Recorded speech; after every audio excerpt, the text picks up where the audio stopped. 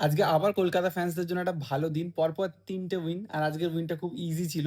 দেখো বেসিক্যালি কি হচ্ছে, কলকাতাকে আমরা ১ম এ যেটা ভেবেছিলাম যে কলকাতার বোলিং সাইড এবারে উইক আছে। কারণ অনেকগুলো প্লেয়ার ইনজিওর্ড আছে, আসতে পারছে না খেলতে। তো সেজন্য ব্যাটিং সাইডকে সব দায়িত্ব নিতে হবে।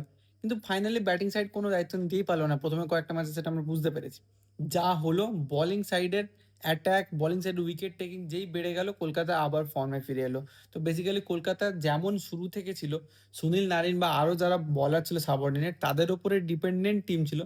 এবারেও তাই, ব্যাটিং এর উপরে অতটা ডিপেন্ডেন্সি নেই। আজকে আমি খুব খুশি ছিলাম যে মনীষ পান্ডেকে টিমে নেওয়া হয়েছে। বাট মনীষ পান্ডে আজকেও খেলার সুযোগ পেল না, কারণ উইকেটই পড়েনি। ঠিক আছে, এটাকে আমি মেনে নিচ্ছি, কোনো সমস্যাই নেই। খুব ইজি একটা রান চেজ ছিল। আর ফিন অ্যালেনকে যদি ঠিকঠাক ইউজ করা যায়, ঠিকঠাক সময় ঠিকঠাক খেলানো যায়, ভাই ও কিন্তু টপ রান গেটারের মধ্যে কন্টেন্ডার হয়ে যেতে পারে যে কোনো মুহূর্তে। ঠিক আছে, তো দেখা যাক এর পরের ম্যাচেসগুলো কি হয়। মানে আমরা তো খুশি আছি।